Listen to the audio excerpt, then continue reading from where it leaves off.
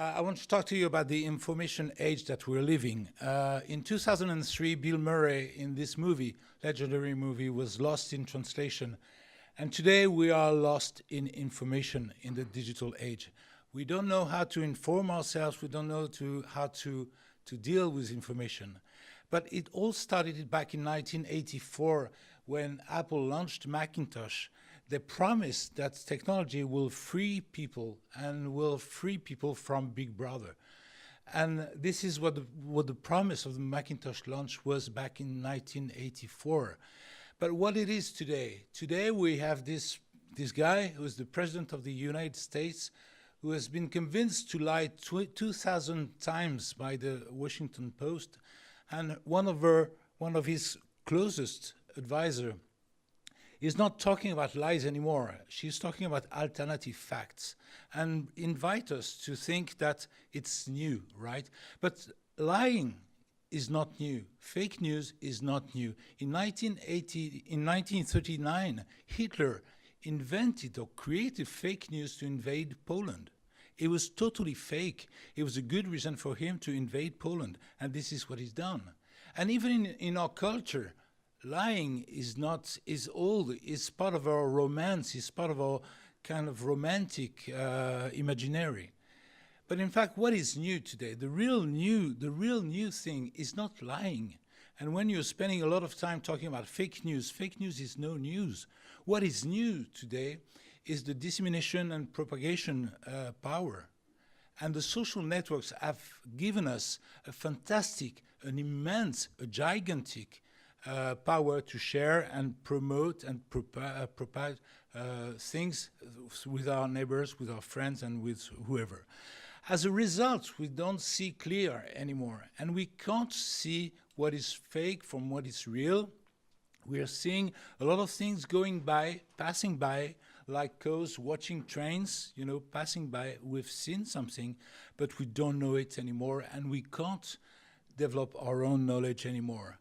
On the top of it, the people who are trusted, the most trusted to bring news to us, we don't trust them anymore. We don't trust journalists anymore. And all the surveys are telling us days after days that we don't trust journalists anymore. We don't trust CEOs. We don't trust politicians. We don't trust those people. The people that we only trust are our friends. But do they deserve to be trusted? That's the real question. They are good people, but do they deserve to get the maximum amount of our trust?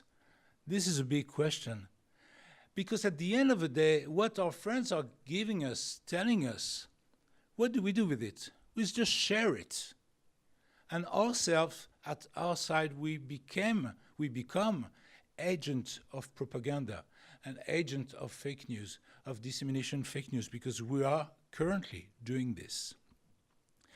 And you know what? Today, everybody wants to become a media. Everybody wants to become a media, an influence media. Everybody wants to have his own photo at the top of the Facebook page, of the Facebook timeline, or whatever, including this ridiculous photo where you see all the people wanting to have a selfie with the candidate Clinton.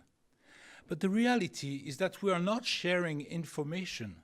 We are sharing emotions. And if you look at social media, and this is what I'm doing as a professional living, I'm surveying and monitoring social media. I see that we are not sharing information, but emotions. And what is happening now is that there's an immense race for the leadership of information. Who is today sharing right, relevant, accurate information? Is it you? Is it the journalist? Is it, social media users? Nobody knows. So this is not only a communication issue, this is a democratic issue. And in fact, if we are not taking care of this happening today, we are not far from losing the pillars of our democracy, right? Because being informed is something that is really important. And what we are having today as information is just like junk food, right? We've got snackable things that are tweets, that are posts, that are whatever, right? We eat them, right? And we believe that we are properly informed. The reality is that it's disgusting. Never forget that being properly informed is a human right. No, it's not a communication process. It's not a communication objective. It's a fundamental human right, and it has to be protected. If you're not protected, if you're not properly informed, you're not able to make smart decisions. So people are saying to Twitter, to Facebook, and to Google, please do something for us. But they won't do it for many reasons. First reason, they can't do it because of the number. And secondly, they can't do it because it's their core business model. And they don't want to attack their core business model. And on the top of it, who will decide what is fake or what is not fake? Do you want Mr. Trump to decide that he will censor an information because this information is against him? Obviously, you don't want. And if you think of it, it's really difficult to decide what is fake from what is wrong. So what we have to do like this guy. We have to investigate ourselves. We have to check, double check, triple check the information that we are having. We have to make our investigations ourselves. And we have to make sure that what we are having is not junk food anymore. The kind of information that we have is not junk food.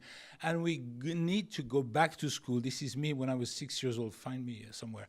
This is a real picture.